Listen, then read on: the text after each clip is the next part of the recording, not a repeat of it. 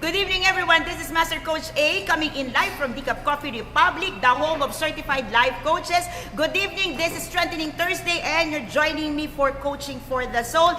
This is our weekly community talk where we talk about life, when we talk about your soul, when we talk about your inner core, when we talk about inner things that strengthens you from the inside out. And for tonight, we're going to be diving into your roots and to the routes that you take in life to be successful, to be developmental, to be growing, and to maturing to the calling that you have, that God have for your life.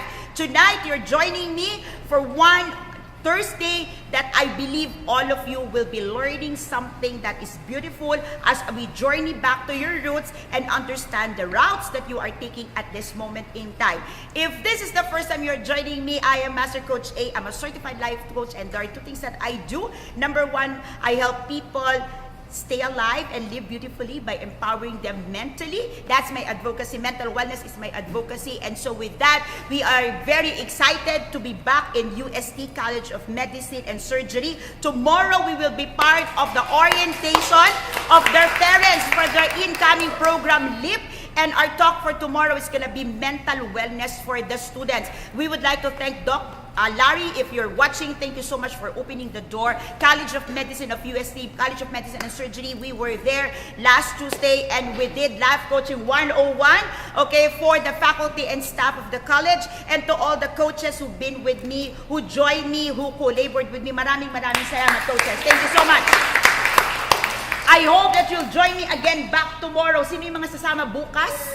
Okay, tomorrow it's gonna be another day, a brand new day. We're gonna be meeting the parents of their new program, the students for the new program, the LEAP program, and we're expectant and we're excited to meet 87 parents tomorrow. So we will be there tomorrow. Okay, another thing that I do Life Coach Certification Program in behalf of the Life Coach Training Institute that is based in Dallas, Texas, USA. So Master Coach Lakendra, 13 hours difference by the time is 7 o'clock, 7 a.m. in the US. Good morning, sister.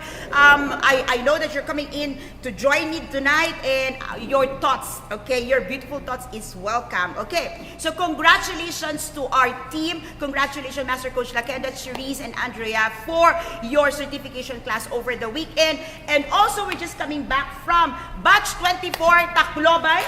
Okay, we welcome four new certified life coaches to our tribe. And so today, we are counting, okay, we have counted 169 certified life coaches in the Philippines, including myself. We are 170. And the next batch of our certification program here in Manila is coming up next June 17 and 24. Sino mga incoming coaches in the house? Taas ang kamay. Okay. Thank you so much. I look forward.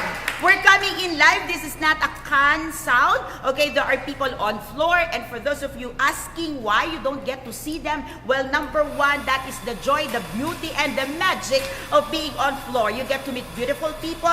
You get to interact with them.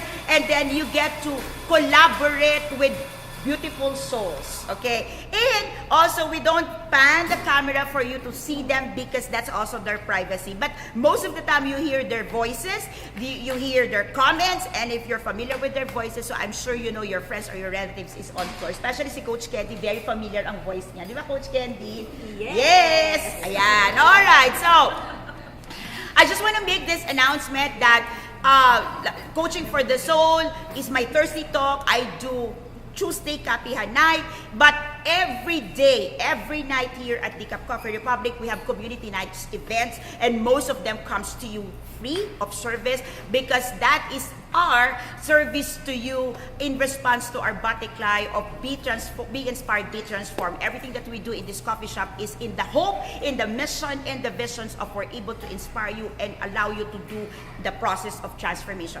For those of you who are in the season of your life that you believe you need a professional help to level up in your career, you are in a season of your life that you need some support, assistance in whatever you're going through, financially, emotionally, personally, relationship-wise, or maybe, just maybe, you're entering college now, you're entering a new school, or you're entering a new office, a new work, or maybe you're opening a new business and you believe this is the time of your life you need the professional support, we invite you to visit us any day, anytime. Okay, we're opening at 11 o'clock and normally we close at 10 o'clock in the evening, except on a Friday and a Saturday we will close at 12 midnight. You can come over and speak to our certified life coaches. All our directors on floor are certified life coaches, but if you want to meet our first lady in the house, her name is Coach Rizel. You can meet her at 091-758-61661. And for those of you who are also interested to dive in and do our profession, she is the first face, the first voice that you get to hear and you get to meet. So thank you so much, Coach Rizel, for doing a great job. Can we give her a really a hand? You appreciate Coach Rizel, diba? I appreciate her too. Coach Rizel, thank you so much for pulling this through. Coach Rizel will be in UST tomorrow, so we're excited. All right, so let's proceed. Tonight, we're going to be talking about your roots and your routes. And as I begin, I ask our on-floor guests, what comes to your mind when you think of this phrase, true to one's roots? If you're watching online, you can share this. You can share this live to your Facebook groups, to your timeline, and you can respond to me through the comments. But just in case you want to message me with your personal notes, you can message me via Adet or Coach A. So you can join us with your emojis and your comments. True to one's roots. What does it mean? This phrase is actually comes with a lot of latitude and a lot of meanings. It may refer to who brought you up. Okay, Coach Henry watching live on my way home. Okay, good luck tomorrow, Coach Henry, Coach Sean, and Coach Tien. Okay, so, true to one's root. Any one of you share what comes to your mind when you heard the word true to one's root? What does it mean to you? Initially, when we started, when we opened the floor, we asked what comes to their mind, our guests, what comes to their mind when you talk about roots. People talk about soil, okay? People talk about anchor. People talk about origin. People talk about foundation. Okay, so true to one's roots, what does it mean to you? Family tree. Okay, what else? What now? True to one's roots means? You manifest what's underneath. Okay? It shows who you are. It shows where you started. Okay? Alex Haley's roots. Okay, there's a book that says the emphasis seems to be on the combination of your individual ancestors and how people are seeing you now. Like when they look at you and say, all right, you're true to your roots. Like for example, there are families who are family of doctors, okay? And you turn out to be a doctor and they say you're true to your family's roots. You're a doctor, okay? So Coach Mix, if you're watching, okay, so Coach Mix would say many people would live by default and not by design. So by default meaning if your family roots are educators, you turn out to be an educators. Can you connect? You see that? If you're coming from a family of doctors, you turn out to be a doctors. Coming from a family of engineers, they believe that you are also going to be an engineer. Okay. However, okay, there's also another way of looking at it. Okay. If your family is known for one character and that character is shown to you, they say you're true to your roots. Okay. Ano daw pag sa Tagalog, manang-mana ka sa pinagmanahan. Have you heard of that? Manang-mana ka talaga. You've heard of that. Okay, you seem to be like your ancestors. You seem to be like your parents. You seem to be like your ninuno. You've heard of that. Alright? And some people will even talk about, when you talk about the roots, okay, sabi nila kung ano ang puno, yun din daw yung bunga. Okay, is it positive, negative?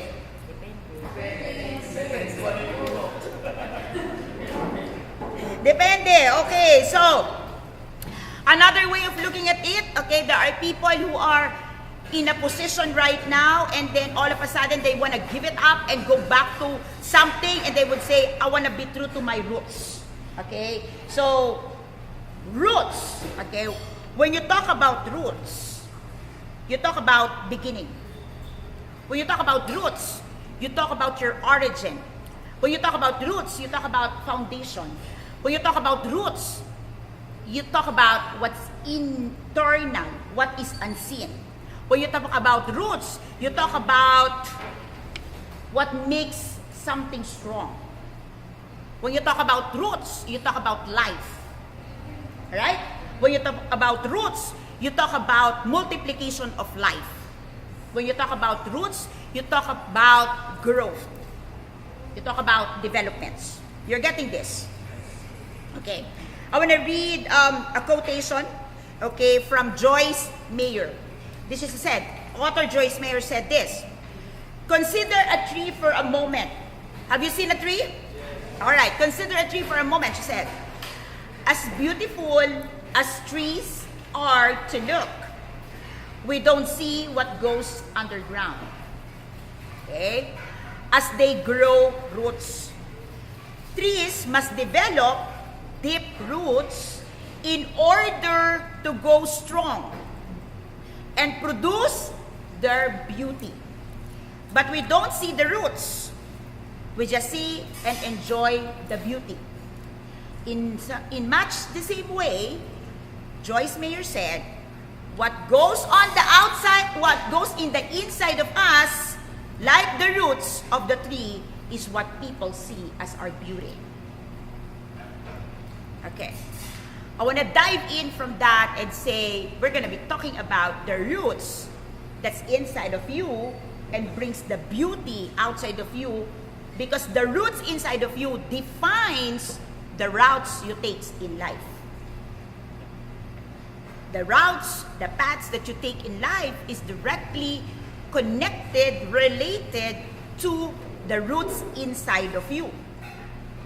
Are you getting this? Can you connect with me? Roots are necessary for nourishment for most of the plant. Most people think that roots is our home. Roots is where we started. Roots is our beginning. Roots is where we started breathing. Roots is where we started really grasping things in life. If that is the case, have you ever thought how connected are your roots to the routes that you are taking now in life? Okay, so as we dive into this, I have 5 questions for you. Ready? Okay. Number 1, who are your roots? Who are your roots? Who are your roots means your identity. Who are your parents? Who are your ancestors? What are the traits? What are the values? What are the disciplines? What are the principles that shape your identity coming from the roots? The people who are your roots. Who are your roots? Okay. Understanding your roots, who are your roots, will also allow you to see who is the biggest influencer in your life. Who influenced you? Who is your biggest influencer at this point in time?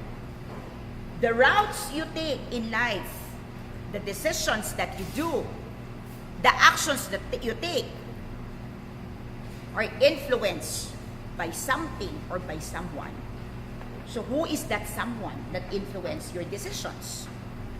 Why do you do what you do? Why do you take a certain path? Why do you choose one over the other? Who is your greatest influencer? Ganda ng ngiti ni Coach Candy sa akin. Candy? Yeah. Who are your roots? I want to encourage you, define top 3 people in your life. 3 individuals in your life. Define 3. Just top 3. And see, what are their influences to you? What are they contributing to your life? What are they saying to you growing up and now that you're already grown up? Most of the time, who do we consider as our roots define our identity even when we are already grown up? We go back and say, oh, because my mother said I amount to nothing. And so it shapes your identity. If you are raised with roots that says, you're great, you can make it. When you go through struggles in life, you remember that words. You remember those statements. You remember those affirmations. And it shapes your identity. So hard time, tough time comes, you'll take the path of strength. You'll take the path of conviction. You'll take the path of challenges. And you say, I'm going to make it because someone, my roots said, I can make it. Can you connect? Three top people comes to your mind. Who are your roots? Not necessarily by blood. Some people would have their roots as their kindergarten teacher. Some could have the people who adopted them, raised them up. Sometimes it could be someone who's very influential when you were growing up, who loves you very much, and each and every words you can remember. Each and every words you are etched in your heart. And now when you make decisions, when you take a particular route, you still hear those voices. You're getting this? So, understanding the three individuals, remembering the three individuals. Can you tell me what identity do you have from these individuals? What identity you have today that you can say it started, it is founded on these roots? Do you have that? Pastor Alan, can you share one? Oh, you share three. Come on, share three with us. Well, of course, when it comes to the ministry, is Pastor Cirilio Gonzalez. Okay. When it comes to the life coaching profession, it's Master Coach Adet Boto. Thank you so much, and an honor. When it comes to the classic Titos of Manila, Don Luigi Loretta. Wow. What a name. Okay, and then your identity is shaped by, so ano na ngayon? What's your identity, Pastor Alan? Super version of him because I combine all of those things. Wonderful. Can we give a hand to Pastor Alan? Coach Mel from Cebu is watching. Okay, Mayflower Cebu. Anyone else want to share? Can we ask the wife? Ano sabi ng wife? My roots, well, of course, my classic, my mom, my dad. Okay. Okay. And dalawa na po yun. And then the last one would be my mentor when I was in high school, Ninong Ruel. See, interesting. You have someone not by blood. You have two by blood and you have another mentor in a ninong.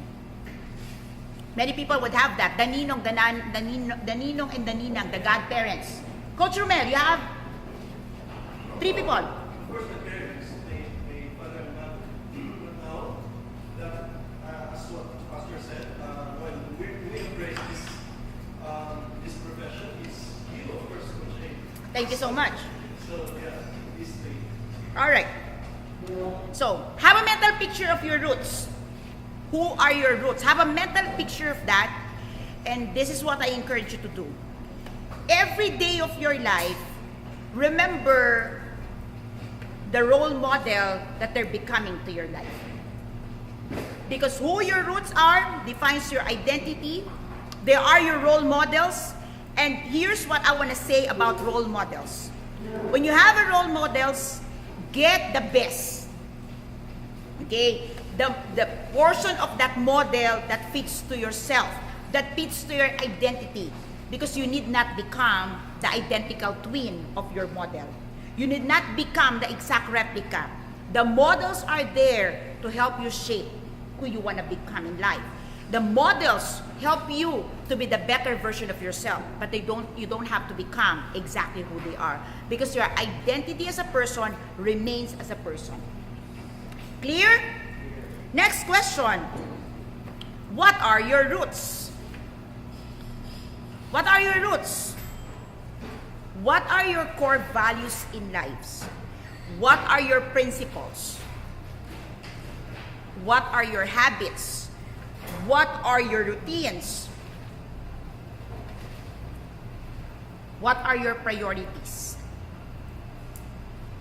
What are the things that breathe life to you? Your values. What are these things?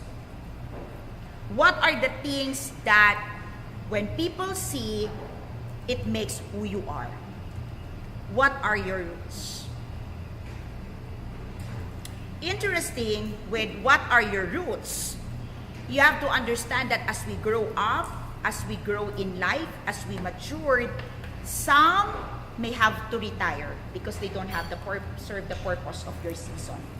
Some may have to be promoted, meaning you have to recalibrate it, you have to refresh it, you have to renew it, and you have to really realign it to the seasons that you go through in life. The problem with what are your roots, okay, have you seen a roots? Who's seen a roots? Underneath, but you've seen roots, right? You see, some of the roots goes through trimming as well. Some roots have to be confined on certain areas, right? Similarly, when you identify your roots in life, what are these roots in life? Your principle, your guiding principle, your routines, at a certain point in time, some of them needs to be promoted, some of them needs to be terminated, some of them must come to stop. Not because they're bad, but because they have already served the purpose, and now as you enter a new season of your life, it has to be replaced. But it's important that you understand to begin with what are your roots, because these are the guiding principles, these are the guiding values, these are the core values that have served you a purpose to where you are today. Okay. Core values, who wanna share? What are your core values?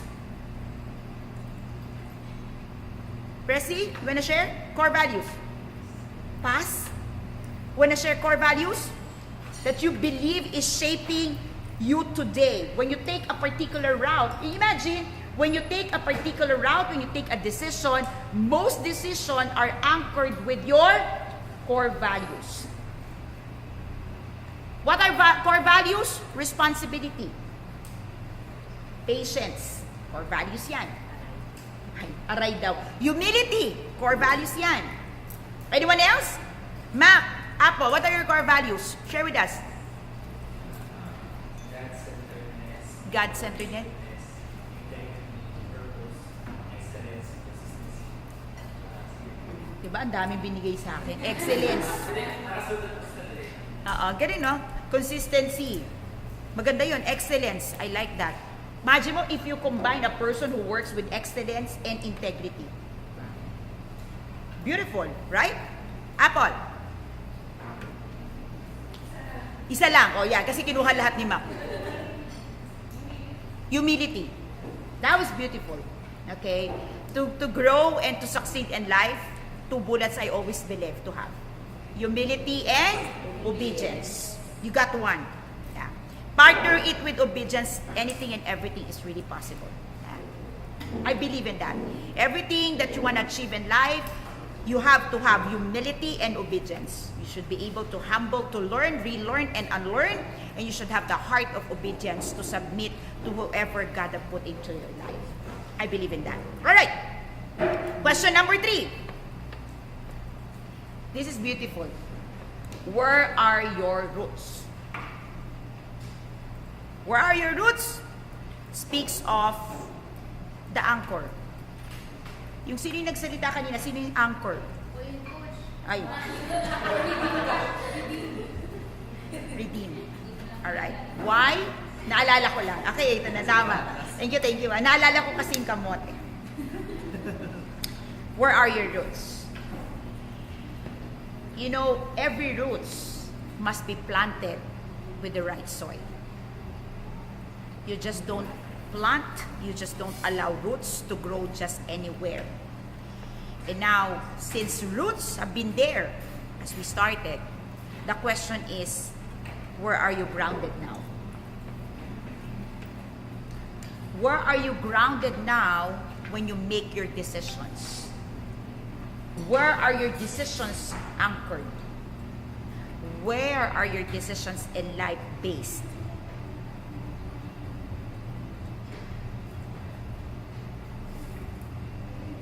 Coach Orville, ganda na kami ni Coach Orville. Yes. Yes, Coach Orville.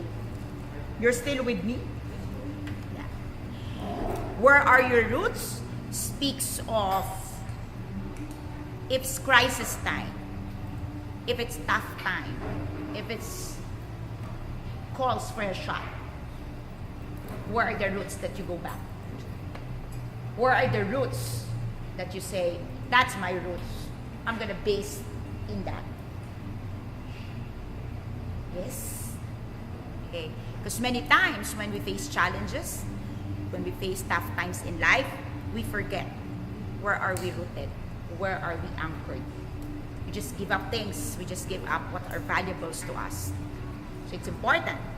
Your anchor is where you are rooted. And wherever you go, whatever routes you take, be sure you know where you are anchored. Question number 4. Which are your roots? Which? Meaning, what is your truth? What are your truths? We go through life and we are all planted in a soil. We are all planted in a land. We are all planted in a particular landscape. And there are a lot of roots available. There are roots in there all over the place. My question is, do you know your roots? Which are your roots? Do you know your truths? When you make decisions, when you take a certain path, which are your truths? And what are the truths of other people? Many people in life, countless of us, go through life without understanding which are the things that we hold dear to our heart, which are the things that are true to us, which are the things that people just say it is us. We go back to the principle, it is who you encounter inside that remains to be true when you work and when you make decisions in life. Which are your roots? And lastly, which I believe all of us may have to find at this point in time. My question is, how are your roots doing? How are your roots doing?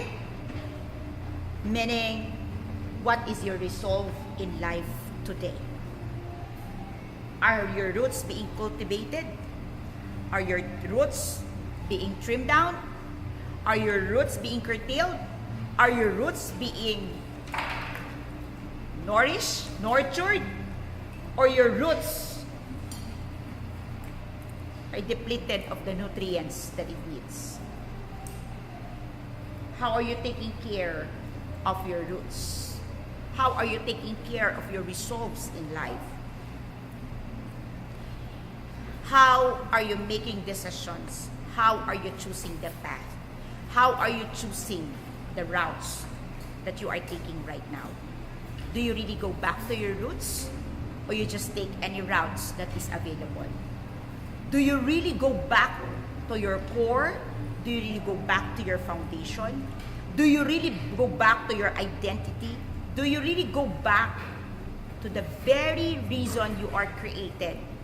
Or you just simply take whatever is available? Your roots defines your routes, because what is inside of you will be outside of you.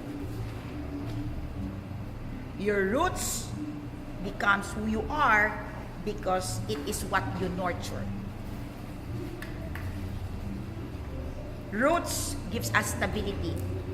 Roots give us a sense of belongingness. Roots keep us grounded. Roots give us the very profile of who we are. There will be no plants, there will be no life if there is no roots. So the question really is,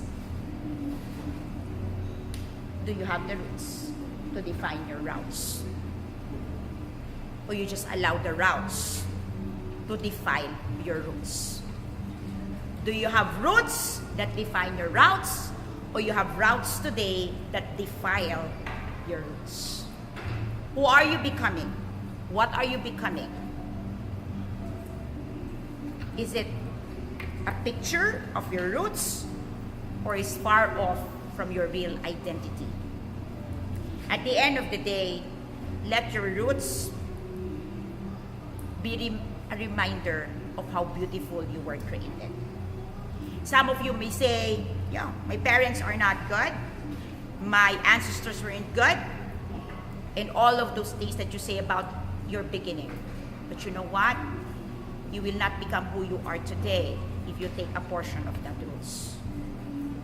You are a summation of your roots. You are a summation of your beginning. You are a summation of where you started. Your identity, your values, your anchor, your truths, and your resolves in life today that defines the routes that you take is simply because you have started with the roots.